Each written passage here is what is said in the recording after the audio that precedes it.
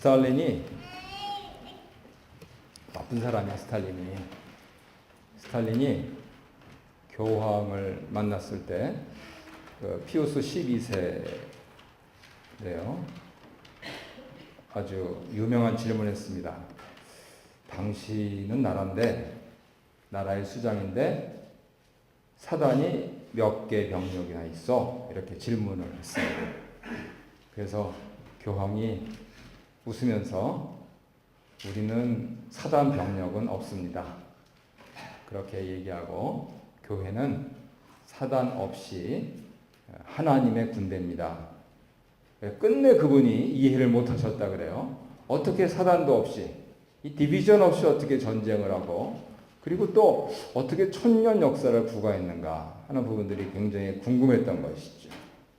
그 비밀이 에베소서에 잘 드러나 있습니다. 주보에 그 주일 설교 노트에 적혀 있듯이 우리가 1장부터 잘 봤습니다만 교회는 찬송함으로 평화의 공동체가 됨으로써 그리고 하나가 됨으로써 그리고 은혜가 충만함으로써 그리고 서로 간에 빚진 자의 그러한 의식과 자세를 가지고 살아감으로써 사단 없이도 1000년 아니 2000년을 구가를 했습니다.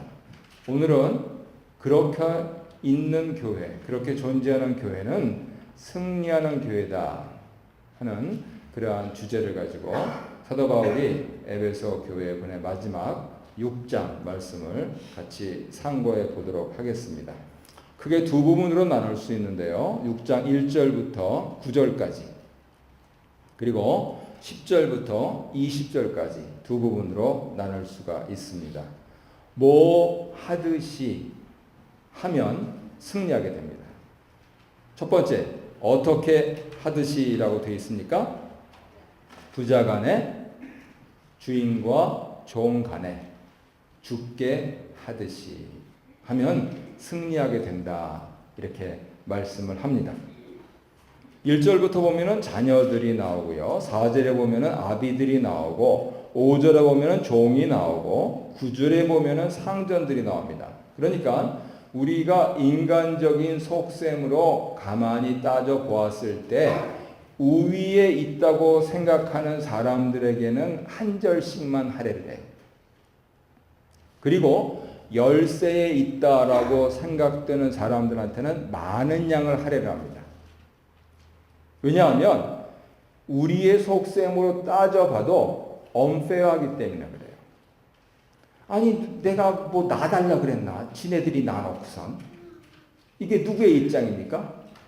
자녀의 입장이죠. 아니 내가 어디 할 일이 없어서 이렇게 사는 줄 알아? 돈이 없어서 그러지.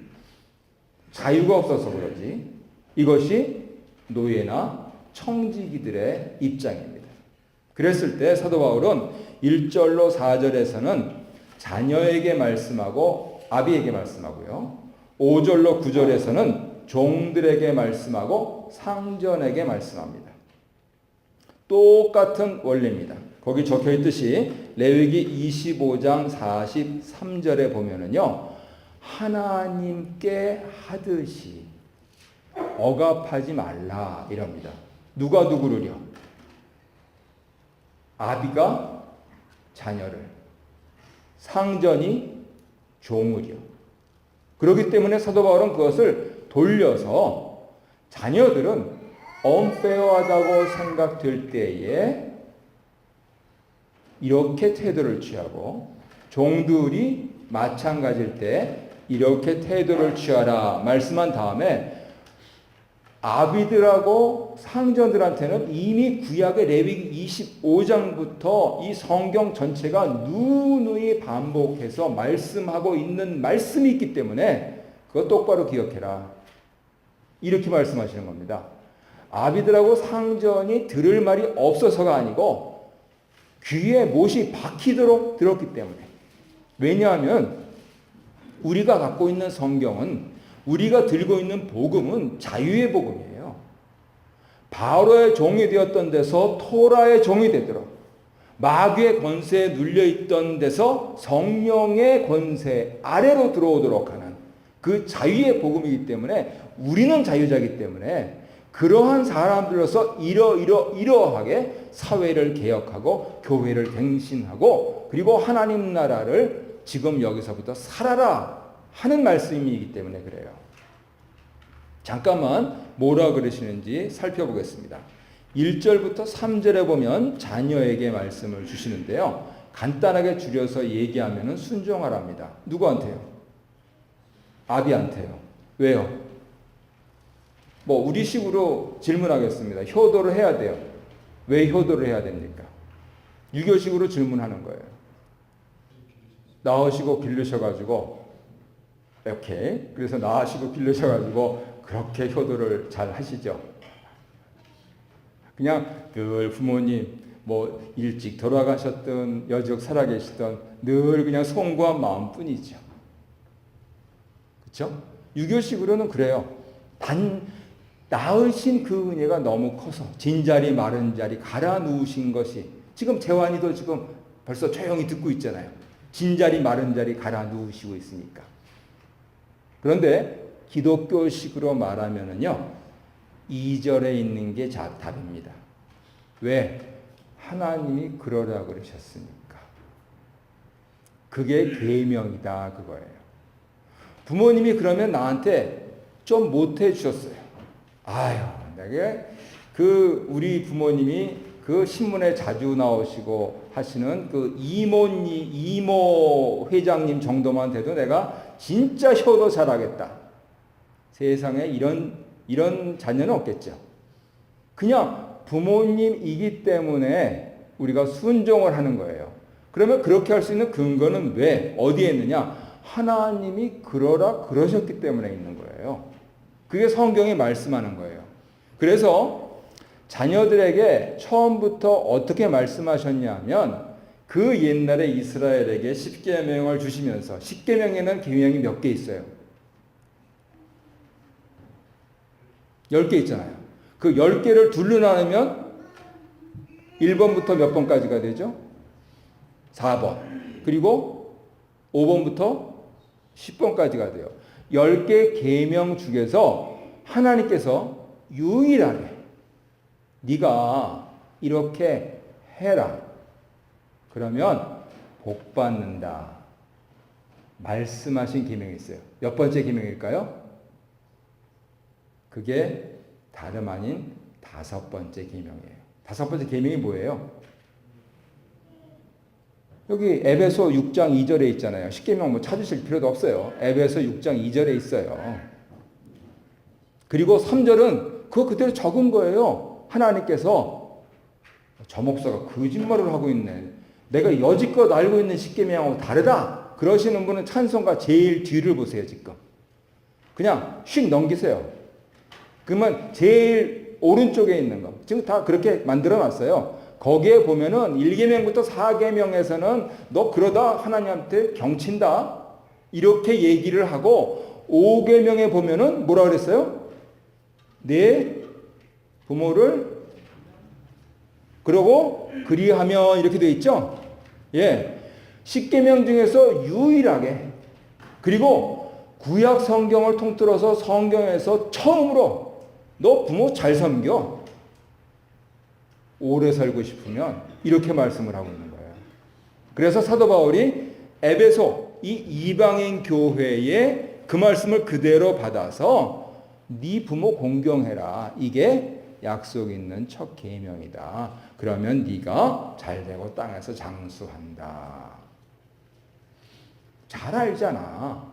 이렇게 말씀을 하시고 있는 겁니다. 그러니 우리가 효도를 해야 됩니까? 말아야 됩니까? 라는 질문은 기독교인들한테 의미가 있습니까? 없습니까? 그런 질문은 의미가 없어요.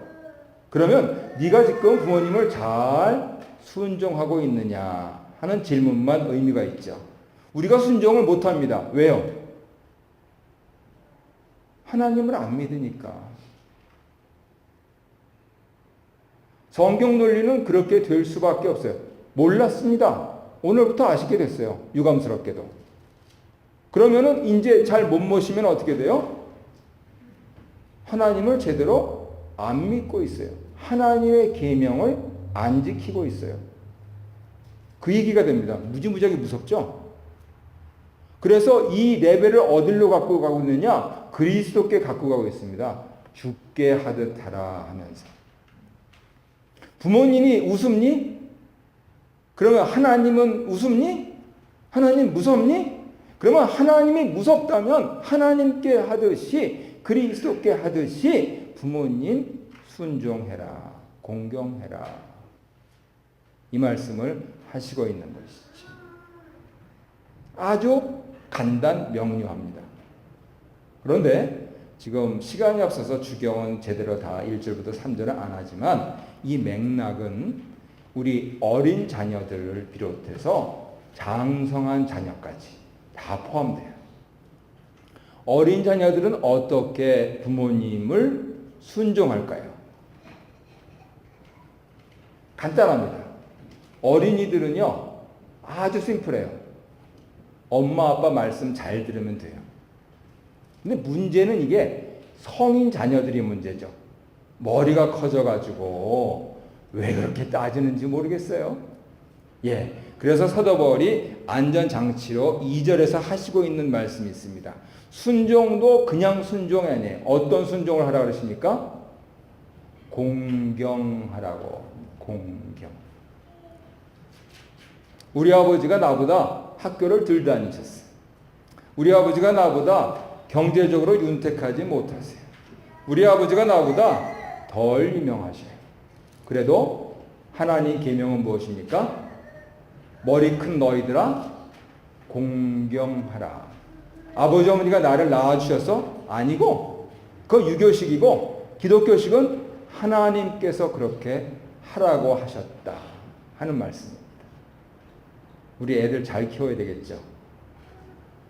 에베소 6장에서 이런 얘기 처음 들어보시잖아요. 그죠? 자녀들한테 똑바로 가르쳐야 됩니다. 내가 너를 낳느라고 얼마나 수고했는데 이렇게 하면 애들이 요즘 과학 지식이 너무 발달해가지고 속으로 대답을 못하고 속으로 그러면 웃기시고 있네. 지가 좋아서 나놓고선 이럽니다. 그런데 자기도 볼 수 없는 하나님 말씀에 에베소서 6장 1절부터 3절에 보면은 이렇게 돼 있다. 그러면 자기가 몰라요. 그리고 늘 할아버지 할머니가 아버지 어머니가 눈에 보이지도 않는데 그렇게 그냥 어떤 때는 경외하고 어떤 때는 사랑하고 어떤 때는 눈물을 흘리고 어떤 때는 좋아가지고 그러고 하는 그 분이 그랬다. 그러니까 애들이 누굴 닮겠어요? 부모를 닮지. 그래서 부모를 공경하게 돼요. 하나님 말씀입니다. 우리 현대 크리스천 부모들이 정신 똑바로 차려야 됩니다. 그리고 같은 맥락에서 5절부터 8절까지 종들에게도 같은 맥락에서 얘기를 해요. 자녀들에게는 공경하는 순종을 하라 이렇게 말씀을 하고 있는데 오늘날에도 사실 이 경제적인 불평등과 부정의가 너무너무나 많아서 우리 한국의 새 정부에서는 그것 좀 어떻게 좀 고쳐보자라고 발버둥을 쳐도 아직 사실 뭐 그렇잖아요. 가뜩이나 또 나라 차원에서도 이거 대국이니 소국이니 이러고 있지 않습니까? 그런데 사도 바울은 그 차원에서 얘기를 안 하고 5절부터 8절에서 그래 unfair하다, injustice하다. 그럼에도 불구하고 죽게 하듯 5절에 보면 성실한 마음으로 순종하라 그럽니다. 이거는 부정의가 아니냐. 예. 그 부정의는 레위기 25장에 있듯이 하나님 앞에서 만천하에 드러날 것이니까 그건 네가 걱정할 일이 아니야.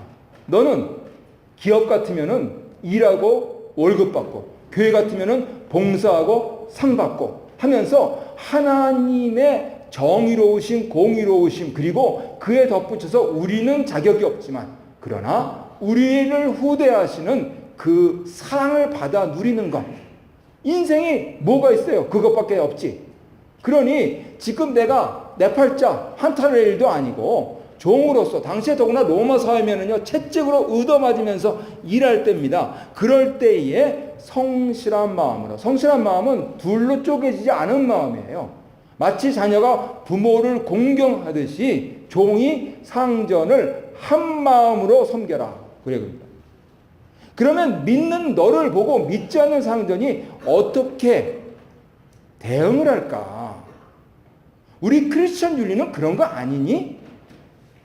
이렇게 말씀을 하고 있는 것이죠. 그래서 6절에서 그것을 하나님의 뜻이라고 합니다. 아니 그러면 내가 종된 게 하나님의 뜻이야? 아니고요.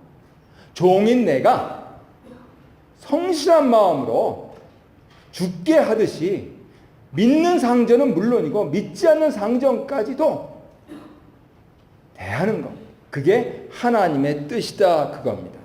왜요? 우리가 어떻게 해서 그런 담대한 마음이 나옵니까? 자녀들은 계명에 있는 대로 부모를 잘 공경하고 순종하면은 네가 잘되고 땅에서 순종하는 것처럼 8절에 보면은 무슨 선을 행하든지 그대로 받으리라. 이렇게 말씀을 하고 있는 것이죠. 월급도 더 받고요. 인격적인 대우도 더 받고요. 어떻게 하면은요? 하나님의 뜻으로 알고 죽게 하듯이 하면은 믿는 부모든 믿지 않는 상전이든 똑같다 그겁니다. 그렇다면 우리 기업사에도 왕왕 그런 일들이 있는데 정말 자기 아들보다도 훨씬 신뢰하면서 금고를 맡겨요. 그런 일들이 왕왕 있어요. 그러니 오죽했으면 그랬느냐는 거예요. 오죽했으면. 이것이 그리스도교의 정신이에요. 근데 그것은 신앙이 없으면 안 됩니다. 그래서 자녀들은 물론 하나님의 계명을 기억하고 종들은 물론 하나님의 뜻을 기억하는 것. 이것이 바로 죽게 하듯 하는 첩경입니다. 그럼 반대로 아비들과 상전들은 어떻게 해야 되느냐? 4절을 보면은 아비들은 어떻게 해야 됩니까? 노엽게 하지 말아야 되죠. 우리 솔직하게 옛날 어른들은 그런 부분들이 사회에 잘 인식이 안 되고 우리 자녀 양육을 집안 내에서만 했어요. 그래서 제가 언젠가 한번 말씀드렸는데 신학교를 다닐 때 어느 전도사님이 이제 우리 모여가지고 기도를 하는데 펑펑 옵니다. 오늘 아침에 묵상을 했는데 복음서에서 서신서에서 이 부분들이 나오는데 자기가 잊어버리고 있던 게 기억났다는 거예요. 그래서 지금은 이제 국민학교를 다니는 아들이 얼마나 속을 썩이고 말을 안 듣는지 걔가 걷지도 못할 때 살림도 사실 어렵고 그래서 애를 던져버렸답니다. 그냥. 그게 수년이 지난 다음에 그냥 가슴에 못이 박히는 겁니다. 자녀를 노엽게 하지 말아라. 애가 방어기제가 전혀 없잖아요. 저보다 체격이 큰 사람이었어요. 그러니 얼마나 세게 던졌을까 생각해서 우리 다 같이 울었습니다. 그래서 죽게 하듯 하라 하는 부분들이 아니 어떻게 아비씩이나 돼가지고 그러냐. 너 힘 있잖아. 너 돈 있잖아. 너 니네 집에서 폭군이잖아. 근데 죽게 하듯 하라고. 네 위에 주님 계신 게 안 보이냐? 노엽게 하지 마. 인격으로 대해. 그 얘기죠. 또 캐나다 산다고 또 인격으로 대한다고 뭐 그냥 어떤 자녀들은 부모를 고발하고 뭐 그래요. 그것도 기독교식도 아니죠. 자녀를 노엽게 해가지고 뭐 또 매질을 하고 그러면 당연히 형법적으로 처리가 되기는 돼야 되겠지만은 최근에 아직 10년마다 바뀌는 온주 정부에서는 아직은 안 바꿨어요. 부모가 수행하는 부분들을 일정 부분 자기 감정이 섞이지 않는 부분에서는 허락하는 게 아직은 유지가 되고 있어요. 가족 내에서. 그전에는 그게 안 됐죠. 그래서 많이 고발을 당했었는데 아이들 부모한테 떼놓고 학대한다고요. 그래서 동양 사람들이 우리들 이거 굉장히 조심해야 됩니다. 어떻게 하면은 내 자녀를 노엽게 하지 말까? 내 자녀를 노엽게 하지 않는다고 내 자녀를 방종하게 하는 거 아닙니다. 그래서 사도 바울은 4절 뒷부분에서 오직 주의 교훈과 훈계로 양육하라 합니다. 할 말이 없죠. 저도 아시아, 더구나 고리타고난 한국인 아버지로 무척 엄하게 했으니까는. 그런 가운데서도 하나님께서 저렇게 양육시켜 주신 분들을 감사해 하면서 이제 내 자식에게 못했다면 내 자식의 자식에게는, 그러니까 이걸 또 유교식으로 생각해서 그래 맞아 할머니 사랑이야, 유교식이 아니고 기독교식으로 내가 자식에게 못했으니까 내 자식의 자식에게 주의 교훈과 훈계로 양육하겠다. 내가 할머니 때문에 할아버지기 때문에 그런 것이 아니고 내가 크리스천이기 때문에 오직 말씀으로 아무개야 큐티했니? 할머니하고 한번 얘기해 볼까? 아이고 할아버지가 오늘 보니까 이거 좋던데 야 이거 참 신기한 기계네. 이렇게 하면서 우리 자녀들과 서로 교통하고 대화하고 그리고 설득하고 그렇게 양육하고 그리고 반드시 기도해 주란 말이에요. 기도. 그게 부모의 권위다 그거죠. 그래서 귀에 못이 박히기 말씀드리지만 학교 출발할 때 기도해 주란 말이에요. 문 앞에서. 그것이 주의 교훈과 훈계로 양육하는 것이다 하는 겁니다. 반면에 9절에 보면은 상전들에게는 어떻게 합니까? 그냥 당시 문화적으로는 이게 몸에 배 있어요. 크리스천 상전들도 몸에 배 있어요. 하려면 하지 말이 많아. 이게 위협이죠.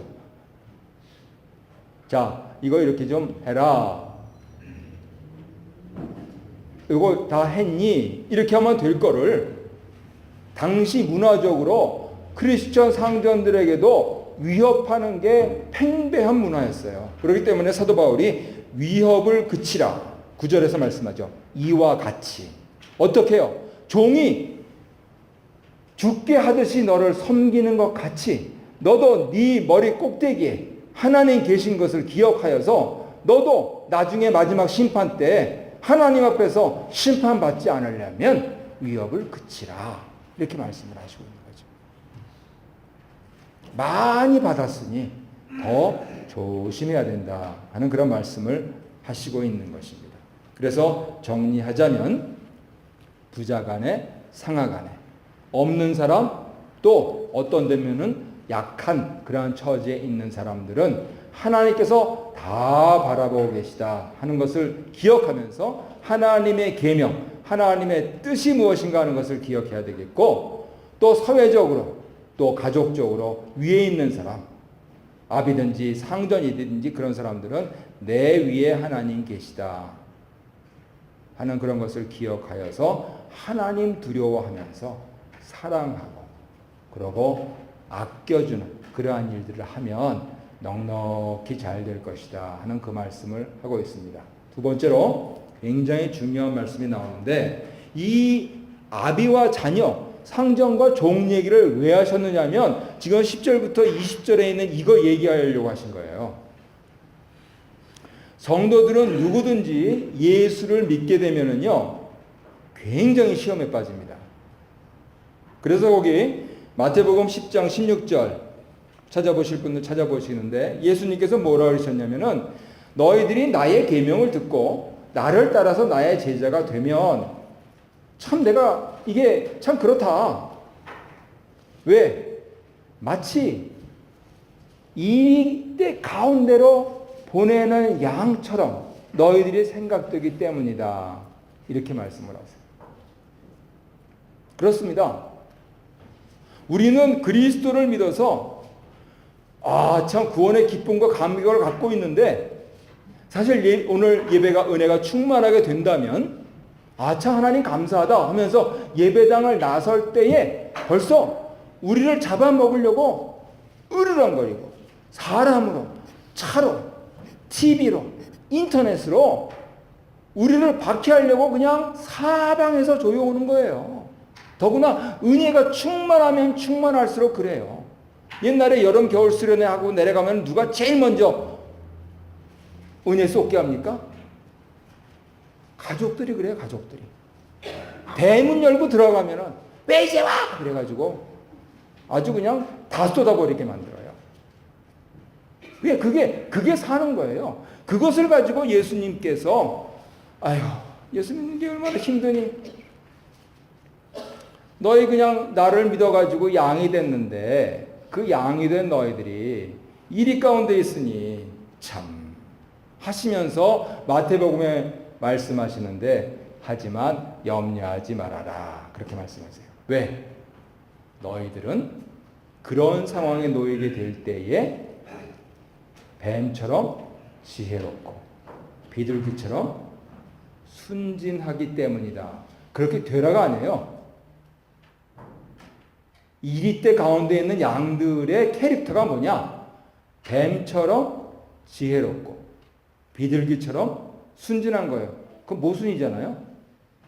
그죠? 양이 이렇게 한 바퀴 싹 돌면 뱀이 됐다가 또 한 바퀴 싹 돌면 비둘기가 됩니까? 아수라백작입니까? 그게 무슨 말씀일까요? 그게 오늘 10절부터 20절에 있는 말씀이에요. 그게. 보세요. 10절에 너희들이 강건해져라. 끝으로 얘기한다. 강건해져라. 이렇게 말씀합니다. 니네들이 자가 발전을 해서 강건해져라가 아니에요. 10절에 잘 보면 주 안에서 그 힘의 능력으로 이겁니다. 그러니 사사사사사 그렇게 지혜로운 뱀 같은 양들이 어떻게 구구구구구 거리는 비둘기처럼 순진할까? 그거는 너희들에게서 자가 발전되는 게 아니라는 거예요. 하나님께서 주시는 대로 그렇게 된다는 거예요. 하나님께서 제자들에게, 특히 예수 그리스도의 자녀들에게, 그리고 예수 그리스도의 종들에게 어느 때는 어리석고 어느 때는 간교하게 하시는 게 아니고 어느 때는 순진하고 어느 때는 지혜롭게 하신다 그겁니다. 예수를 바라보면. 그래서 주 안에서 그 힘의 능력으로 강건하여 지고 하면서 바로 하나님의 전신갑주를 말씀을 하고 있는 거예요. 주님, 무능합니다. 어립니다. 약합니다.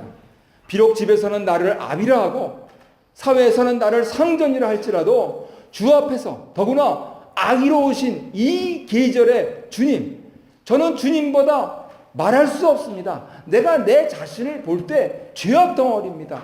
어찌하면 좋습니까? 주님, 저를 제발 좀 살려주십시오. 주님, 저를 좀 도와주십시오. 할 때 하나님께서 그렇게 양이 된 우리를 뱀이 될 필요가 있을 때 지혜롭게 하시고 비둘기가 될 필요가 있을 때 순진하게 하신다. 그 말씀이에요.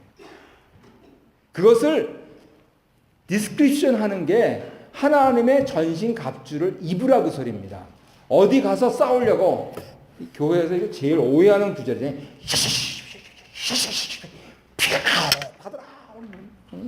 그냥 뭐 옛날에는 1m씩 뜨시고 막 다 나와 그래가지고 그냥 고래고래 질르시고 그냥 땀을 뻘뻘뻘 흘리시고 그냥 그러고 이렇게 존경할 만한 신앙인데 그 얘기 아니에요. 왜냐하면 전신갑주가요 이렇게 쏘려고 하는 전신갑주가 아니잖아요. 전신갑주는 왜 전신갑주예요? 아시잖아요. 사극 좋아하시니까. 왜 투구부터 여기 여기 발 여기까지 왜 그거 합니까? 나를 보호하려고. 그죠? 그럼 공격용이에요? 수비용이에요? 수비용이에요. 수비용. 축구라면 이태리 축구, 빗장 수비. 남자들 이해하기 좋게 그렇게 얘기할게요. 그래도 우승하잖아요. 왜요? 다 이겼으니까. 누가 이겼어요? 예수님이 이겼어요. 그러니까 주 안에서 강건해지란 얘기예요. 예수만 꽉 붙잡으란 얘기예요. 그러면 예수의 능력으로 너희들은 전신갑주만 입고 있으면 그냥 방어만 하면 돼. 은혜 많이 받고 나갔는데 누가 어떻게 그래요? 그러면 어떻게 되겠어요? 같이 취급받아요? 아니죠. 아유, 은혜를 못 받으셨구나. 아유, 죄송합니다. 누가 와가지고 차로 확 밀어요. 그러면은 기껏 예배드리고 은혜 받고 와가지고 가서 그냥 막 경적을 누리면서 뒤따라가가지고 그냥 내리게 해가지고 그냥 멱살을 잡아요? 아이고, 빨리 화장실 가셔야 되나 보다. 그러면 될 일을 사정도잘 알지 못하잖아요. 그러니 이걸 자꾸만 공격이라고 생각하니까 맞다, 나는 구원받은 사람이고 전신갑주를 입고 어떻게든지 그냥 꽉 눌러서 물리쳐야 되겠다. 아니에요, 그거. 나를 보호하라는 얘기예요, 나를. 자녀인 나를, 아비인 나를, 종인 나를, 상전인 나를 보호하라는 얘기예요. 어떻게 보호하라고요? 진리에 서서, 진리가 뭡니까? 예수, 의를 행하라고요. 어디? 이 가슴에 활활 타가지고 의를 행하라고요. 그리고 입만 열면 복음이 나와요, 그냥. 입만 열면. 왜? 진리, 예수에 있으니까. 의를 행하니까. 입만 열면 복음이 나오죠. 그러면 어떻게 됩니까? 믿음은 자동이에요, 그냥. 근데 이거를 쉬쉬가 아니고, 뭐 와서 그냥 조용히 나는 내일 하면서, 내일도 월요일부터 또 열심히 일하면서 살고 있는데 와서 누가 콕 해도, 오케이, sorry. 하고 지나가고, 그렇게 하면 궁금하잖아요. 야, 너는 화도 안 나니? 뭐 예수가 계신데 뭐가 화가 나? 미친 거죠, 이거. 그죠? 그죠? 그러면 그 순간에 진리와 의와 복음과 그리고 믿음의 방패가 내 앞에 딱 가로막힌다, 그거예요. 근데 그게 아니고 그냥 맞받아친다. 전화로 맞받아친다. 만나서 맞받아친다. 안 될 일이죠. 기독교인들은 그렇게 사는 게 아니라는 겁니다. 하나님의 전신갑주를 자꾸만 공격용으로 생각하지 마시라는 거예요. 이거의 피크가 뭡니까? 지금 가장 센 방어. 그런데 알고 보면 역설적으로 이것보다 강한 공격용 무기가 없어요. 그것을 예수께서 어디서 보여주셨습니까? 십자가에서 보여주셨어요.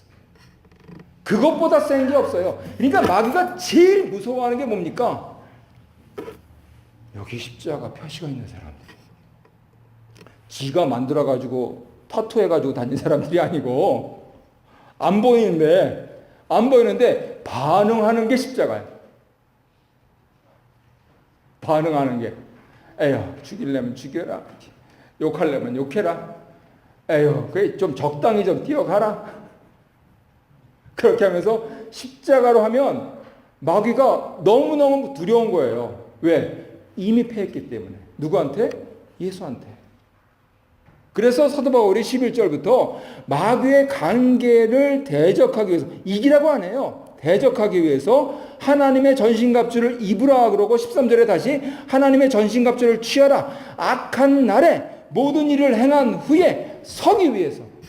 아니 이미 이겼는데 무슨 전쟁을 해. 그냥 게릴라 그냥 해가지고 쿡 찌르니까 그것만 탁탁 막으면 되는 거지. 아니 이렇게 쉽게 살 걸 어렵게 살아요.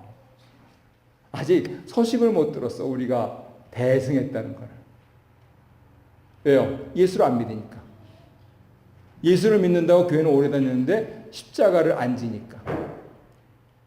예수의 십자가가 내 마음에 새겨지는 순간 모든 일은 바뀝니다.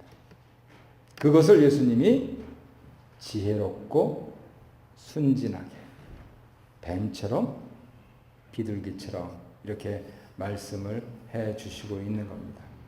이 부분들에 대해서 히브리서 기자가 뭐라고 말씀하고 있냐면 4장, 여러분 잘 아시는 거예요.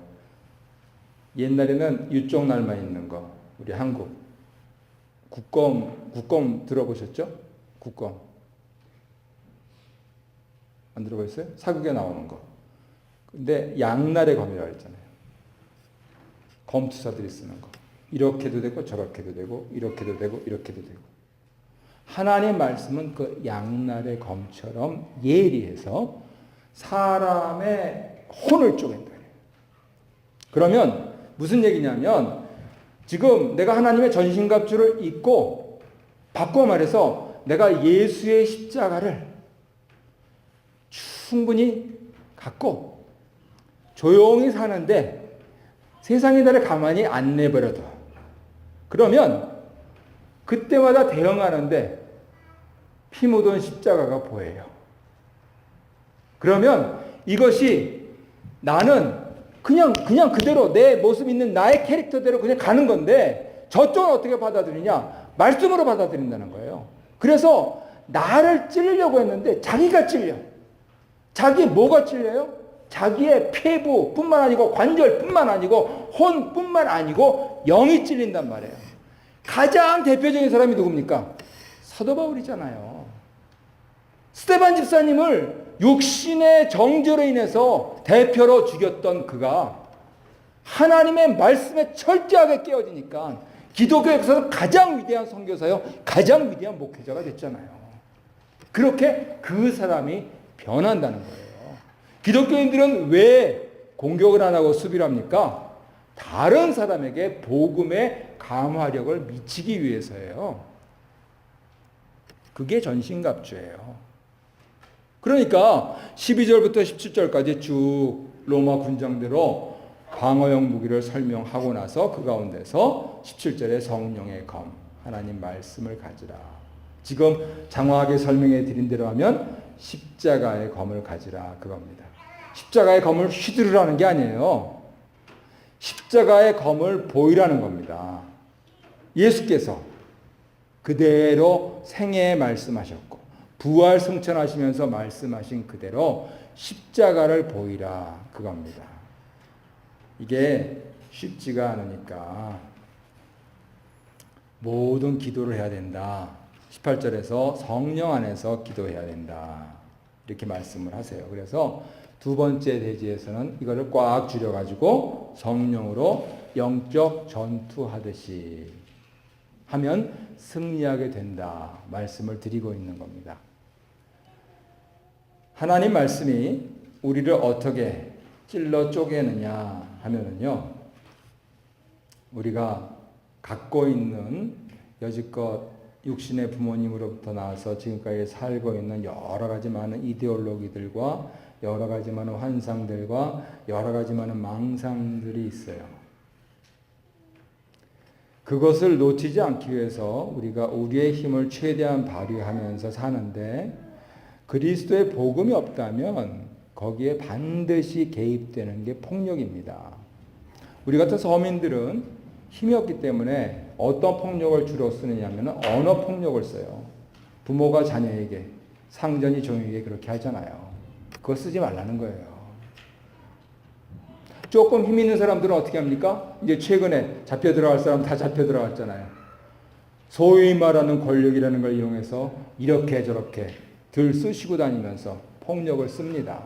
심지어는 감옥에 가둬놓기도 하고 실제적으로 사도 바울이 자기 자신을 위해서 19절 20절 기도해달라고 한 것처럼 사도 바울 자신도 영어의 몸이 되어 있어요.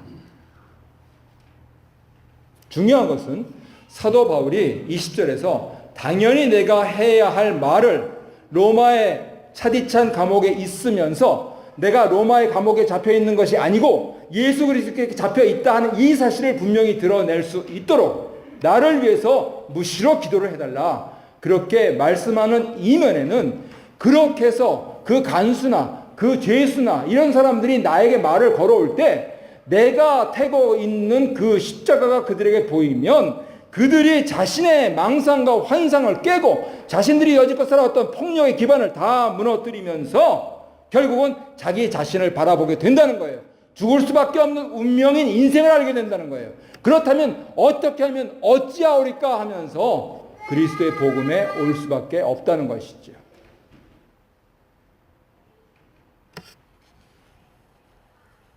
결국은 예수를 먼저 믿은 우리부터 흔히 생각하는 공격용인 무장해제를 하는 게 좋습니다.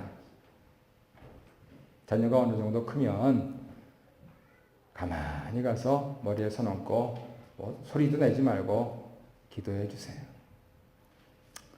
마음에 안 드는 거 있어도 하나님께서 낫게 하셔야지 어떻게 하냐. 내가 내 속으로 낫지만 저렇게 말을 안 듣는 걸. 그리고 하나님께 아뢰시라는 거예요. 하나님께. 그래서 내가 주 앞에서 깨쳤듯이 저도 깨쳐야 되는 거고. 그리고 어차피 천국 가서 다 만나야 될 사람들인데 하면 누가 우리를 후대하시느냐? 주께서 하신다는 겁니다. 왜? 주를 믿고 하니까. 근데 그 요만한 거, 그 알량한 거, 그거 뭘 지킬 게 있다고? 거기에 거짓부렁으로, 거기에 망상으로, 거기에 더구나 언어 폭력까지 안 될 말씀이라 그겁니다. 다 폐일어나고 그러면 우리가 어떻게 살아야 되느냐? 그리스도의 십자가만 기억하는 겁니다. 여기도 십자가, 여기도 십자가, 여기도 십자가, 여기도 십자가, 저기도 십자가, 여기도 십자가. 그렇게 되면 우리가 하나님의 군사가 된다 하는 것이죠. 사도 바울이 그래서 21절부터 24절까지 우리가 적용할 필요도 없이 그렇게 말씀하시는데, 이렇게 하니까 내가 두기고라고 하는 하나님의 진실한 일꾼을 만나가지고, 이분이요, 두기고가 골로새서에도 나와요. 4장 7절에 나오고 디모데서에도 나오고 디도서에도 나와요. 얼만큼 참 신실하고 아름다운 동역자인지. 세상에 사람을 얻는 것보다 더 복된 일이 어디 있습니까? 사람을 얻게 하신다는 거예요. 그래서 하나님께서 나에게 위로를 주시고, 지금 6장 짧은 성경 요거밖에 안 쓰지만은 나머지는 두기고한테 다 들어. 지금 이 감옥에서 무슨 일이 일어나고 있는지, 십자가의 복음이 어떻게 번지고 있는지 하는 그 부분들을 두기고한테 들어. 그겁니다. 얼마나 위로가 되는 말씀이세요? 그리고 나아가서 결국은 다 하나님 앞에서 만날 사람, 또다시 못 볼지 모르지만 결국 하나님 앞에서 다 같이 봐야 될 텐데, 그 하나님의 풍성하신 은혜가 당신들과 함께 있기를 바란다 하면서 승리하는 기회로 남아있기를 강구를 하고 있는 것이죠. 우리 이 말씀을 들은 우리 교회 성도님들께서 뭐 다 복잡하고 어려서 모르겠다. 그러면 2017년을 마무리하는 이때, 2018년을 맞이하는 이때 예수의 십자가가 무엇인가? 예수께서 승리하신 거 왜 내가 저렇게 발버둥치고 있는가? 나는 방어만 하면 되는데 뭐를 더 얻겠다고? 내게 주신 은혜가 감사하지 않은가 하는 부분들을 생각하면서 넉넉히 우리를 후대하시는 주님을 만나시기를 간절히 축원합니다.